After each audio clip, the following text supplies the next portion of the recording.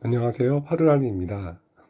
많은 분들이 사기를 당해 그로 인한 금전적 어려운 현실에서 변호사나 법무사를 통한 고소장 제출에 수십만 원에서 수백만 원의 비용 부담으로 고소장을 직접 쓰고자 하는 분들이 많다는 것을 알게 되어 제 경험을 바탕으로 여러분들께 고소장 작성 및 증거자료 정리에 도움을 드리고자 이렇게 유튜브 영상을 만들게 되었습니다.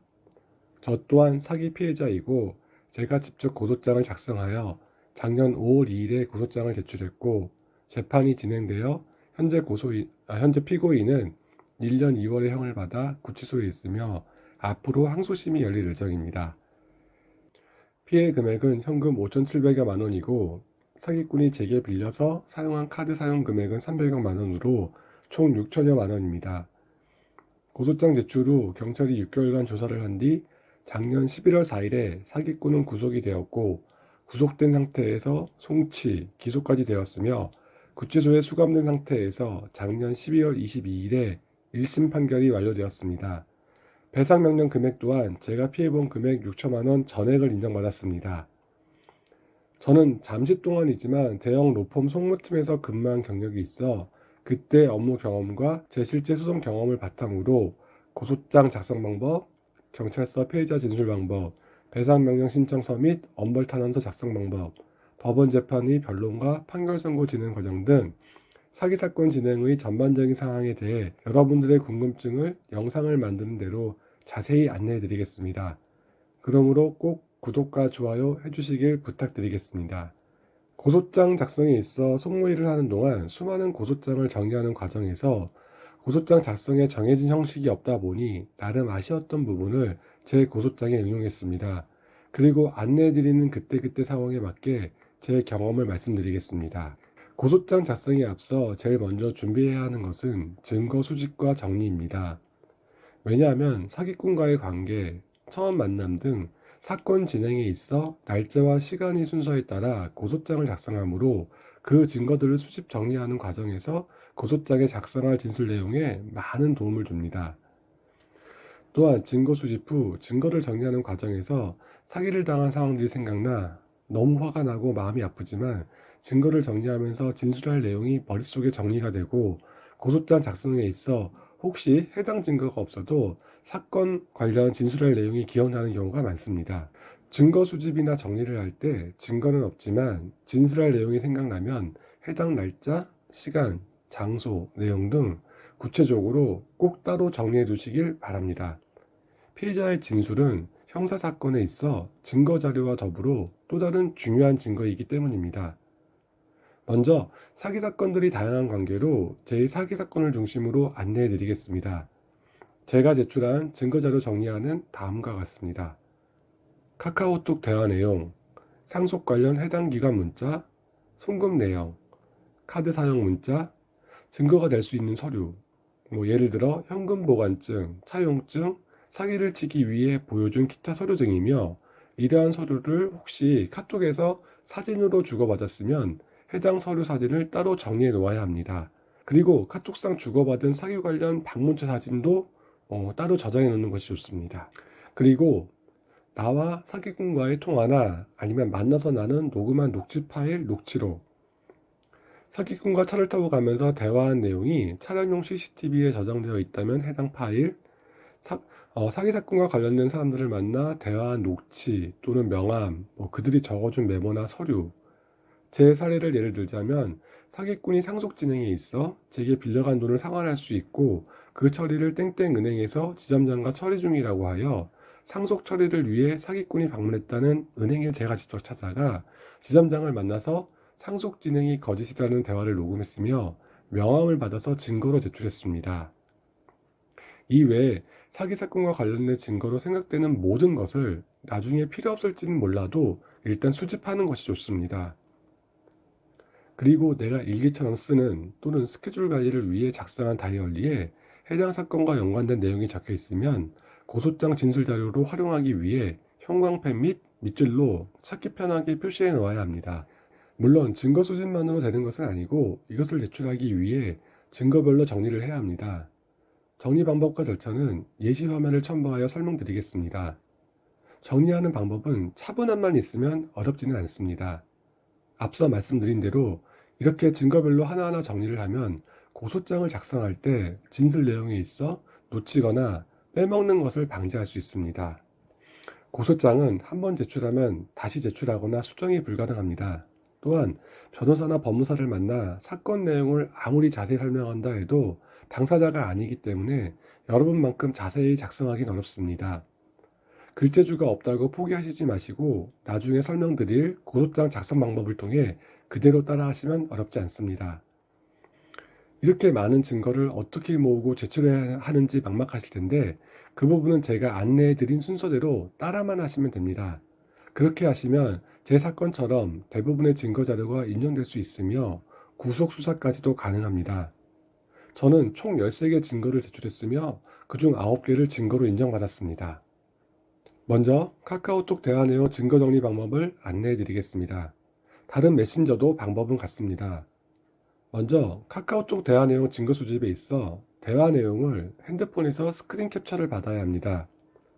스크린 캡처에 있어서 증거가 되는 대화 내용, 예를 들어 언제까지 돈을 줄게, 이 사업은 이런 거야, 여기에 투자하면 돼 등등 증거가 될 만한 내용을 정리하는 것이 핵심이지만 그런 대화를 나눈 날짜가 캡처 화면에 꼭 있어야 합니다.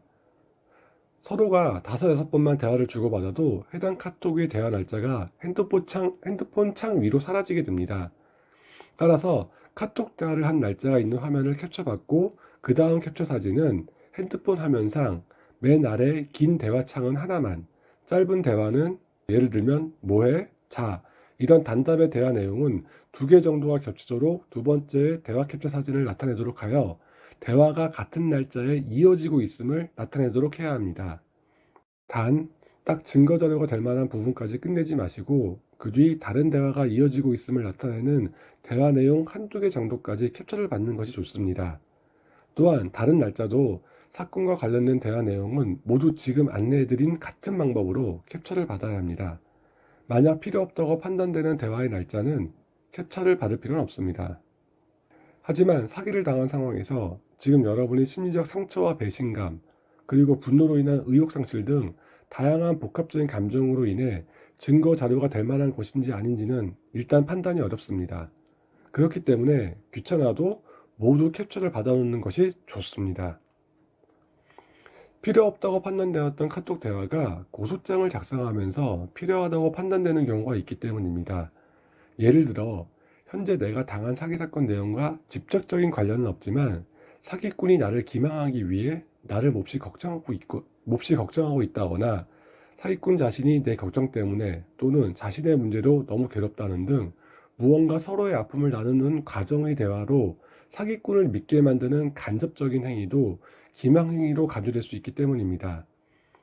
아시다시피 사기는 피해 금액 규모도 중요하지만 사기의 핵심은 기망행위를 입증하는 것이 제일 중요하기 때문에 이렇게 안내드리는 것입니다. 여기서 잠시 사기의 구성 요건을 말씀드리면 사람을 기망하여 재물의 교부를 받거나 재산상의 이득을 취한 것을 말합니다. 쉽게 이야기해서 사기꾼이 나에게 거짓말을 하여 채무를 변제할 것처럼 가장하여 사기꾼이 재산상의 이득을 취한 것을 말합니다. 그렇기 때문에 사기 고소에 있어서 기망행위를 진술하는 것이 가장 중요합니다. 만약 내가 빌려준 금액을 상대방이 말한 그대로 사용했고 그로 인해 변제를 못하는 상황이라면 사기죄가 성립되지 않기 때문입니다. 현재 사기인 것을 인지했거나 사기를 당하셨으면 사기죄에 관한 법률 등 관련 정보는 많이 검색해 보셔서 방금 설명한 내용은 이해하실 것입니다.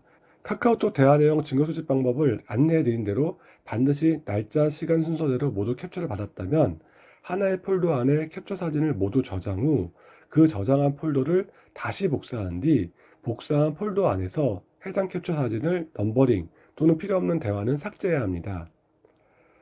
카톡 대화상 대화 분량이 많을 가능성이 높으므로 일단 모두 받아놓는 캡처 사진 중 복사한 폴더에서 다시 검토하여 정말 사기와 관련이 없는 매우 단순하고 일반적인 대화 부분은 삭제하시고 그 외의 캡처 사진은 넘버링을 하여 저장합니다. 왜냐하면 A4 용지 한 장에 2개의 캡처 사진을 붙여서 증거 자료로 만들어야 하기 때문입니다. 그러기 위해서는 파워포인트로 정리하시길 추천드리며 해당 프로그램에 캡처 사진을 가지고 올 때 넘버링 순으로 붙여넣기를 하면 편리하고 시간도 절약되기 때문입니다. 카톡 대화창을 핸드폰으로 캡처하시면 자동적으로 내가 캡처받은 순서대로 정리 및 저장이 됩니다. 캡처 사진을 모두 컴퓨터에 저장 후 순서가 바뀌었을 때 마우스 오른쪽을 클릭하여 정렬 기준을 오름차순으로 하면 내가 캡처받은 순서대로 배열이 됩니다. 여기서 주의하실 부분은 카톡 대화 캡처를 받을 때 내가 캡처를 받은 순서대로 저장이 되므로 반드시 카톡 대화 날짜 순서대로 받으셔야 됩니다.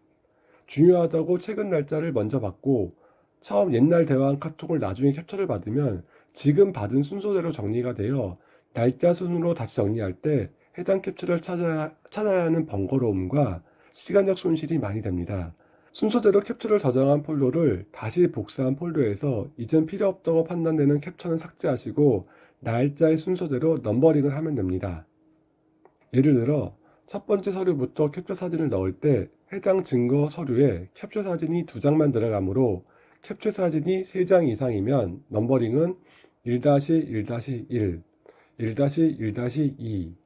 1-2-1, 1-2-2 이런 식으로 저장하는 것이 좋으며 두 번째 증거 서류가 캡처 사진이 2장일 경우에는 2-1, 2-2 이렇게 넘버링을 하시는 게 좋습니다. 앞서 설명드린 대로 증거가 될 만한 카톡 대화 캡처 사진이 해당 날짜 10번째 캡처 사진이라면 해당 날짜에 대화를 했다는 것을 증명하기 위해 해당 날짜가 있는 카톡 대화를 포함 증거 대화가 있는 화면까지 계속 이어 붙여야 되며 마지막 10번째 캡처의 예시 넘버링은 1-5-2 이런 식으로 캡처 사진의 넘버링을 해야 증거 서류를 만들 때 편리하고 그 카톡 대화가 증거로 인정됩니다. 넘버링에 있어 맨 앞과 두 번째까지 번호는 증거 서류상 증거 구별을 위해 서류에 작성되는 번호이고 세 번째 번호는 서류에 캡처 사진을 첨부하기 위한 순서 번호이므로 증거 서류에는 기입하지 않습니다. 이렇게 분류하고 정리하는 과정에서 마음은 너무 아프고 화는 나지만 그 내용을 읽을 수밖에 없어 사건이 오래되었다 해도 정리를 하다 보면 반복적으로 읽게 되어 사건과 관련된 디테일한 기억이 생각날 가능성이 매우 높아 나중에 고소장을 적을 때 진술로 작성하기가 너무 수월합니다. 단 핸드폰 캡처를 할 때 캡처 후 맨 아래 왼쪽에 네모칸 속에 아래 화살표 2개가 있는 메뉴가 있는데 이것으로 저장하면 안 됩니다. 핸드폰 종류에 따라 캡처를 받는 길이의 차이는 있지만 많은 양의 대화 내용이 캡처가 되어 한 번에 바뀌는 편하나 증거로 정리할 때 크기가 작아 검토를 하는 경찰의 입장에서 매우 불편하고 필요 없는 위아래 화면 잘라내기가 안 됩니다. 일단 고소장과 증거 자료는 누가 봐도 검토를 할 때 쉽게 이해할 수 있도록 만드는 것이 중요합니다. 그러면 경찰, 검사, 판사가 해당 사건을 쉽게 이해할 수 있습니다. 그리고 카톡 대화 내용을 캡처받을 때 꼭 주의하셔야 할 것은 카톡뿐만 아니라 다른 문자나 메신저 대화창도 배경 전체 화면을 반드시 화이트로 바꿔야 합니다. 저처럼 배경화면을 진한색으로 해놓은 분들도 많으실 텐데 이런 진한색 배경화면으로 캡처를 받아서 증거로 정리하여 출력할 때 잉크가 너무 많이 소모되고 레이저 프린터를 쓰시는 분은 잉크 값이 너무 많이 들게 됩니다. 또한 제대로 작성되었는지 검토하기 위해 중간에 출력을 하는 경우도 많아 제가 앞으로 안내드릴 증거 자료들은 정리 후 모두 컬러로 출력해야 되므로 이 부분은 반드시 화이트 배경으로 수정하시길 안내드립니다. 고소장이나 증거 자료를 꼭 컬러로 해야 한다는 규정은 없지만 증거 자료 정리 및 고소장 작성에 있어 핵심 사항은 내 사건을 맡는 경찰, 검찰, 법원의 관계자들이 성의 있게 수사하고 싶게 만드는 것이 핵심입니다. 그러기 위해서는 내 증거 자료와 고소장을 보는 사람 입장에서 생각해 성의 있게 작성하는 것임을 시각적으로 느끼게 만들고 쉽게 이해하도록 만드는 것이 매우 중요합니다. 왜냐하면 그들도 감정을 느끼는 사람이고 특히 업무량이 많기 때문입니다. 카카오톡 대화 내용 증거 자료를 만들기 위한 준비 과정은 이제 모두 끝났고 이제 제출할 증거 자료를 만들 차례입니다. 표지는 이렇게 작성하시면 됩니다. 증거 번호는 보통 증제 1호증, 증제 2호증 이런 식으로 표기합니다. 그리고 고소장에 진술을 작성하면서 해당 증거를 표기할 때는 증제 1호증에 1-1, 증제 이호증의 3 이렇게 기입이 되므로 해당 증거 번호는 중요하다고 생각되는 것부터 증제 1호증, 증제 2호증 이런 식으로 표기를 증거별로 하시면 됩니다. 저는 김학영의 입증에 있어 카톡 증거 자료가 제일 중요하다고 판단되어 증제 1호증으로 표기를 하였습니다. 증제 1호증 제목은 카톡 대화 내용 정리안으로 하였고 부제로 사기 과정 및 각종 문서와 사진 및 관련 내용 포함이라고 썼지만 부제는 따로 안 적으셔도 됩니다. 그리고 고소인과 피고소인을 기입해 주시고 카톡 대화를 언제부터 언제까지 대화 내용을 정리한 것인지 기간을 적습니다. 표지는 이 정도면 충분합니다. 제가 제출한 카톡 대화 증거 서류 표지에 가로 1이 적혀 있는데 이유는 제가 제출한 카톡 증거 서류의 장수가 너무 많아 저는 120장씩 두 권으로 만들어서 가로 1, 가로 2 이렇게 표시하여 제출하였습니다. 그 다음 장부터는 서류 하나에 넘버링을 해둔 두 개의 캡처 사진을 삽입하시면 됩니다. 먼저 카톡 대화 증거 서류 맨 윗부분은 증거번호, 대화 날짜와 요일, 핵심 내용으로 구성하였습니다. 핵심 내용은 해당 날짜 대화 중 사기에 해당되는 핵심 내용을 기재하시면 검토를 하는 경찰의 입장에서 사건 파악을 쉽게 하도록 도움을 줄 수 있습니다. 그리고 그 밑으로 해당 캡처 사진을 삽입하였습니다. 이번 증거 서류뿐 아니라 모든 서류에는 슬라이드 번호 또는 페이지 번호를 세팅해 놓으면 서류를 정리할 때 큰 도움이 됩니다. 또한 동일한 크기로 캡처 사진 삽입을 위해 저는 왼쪽 위, 오른쪽 아랫부분에 작은 선을 삽입하여 캡처 사진 삽입 후 사진의 한쪽 모서리를 기준으로 크기를 조절할 때 사이즈를 동일하게 세팅하기가 편합니다.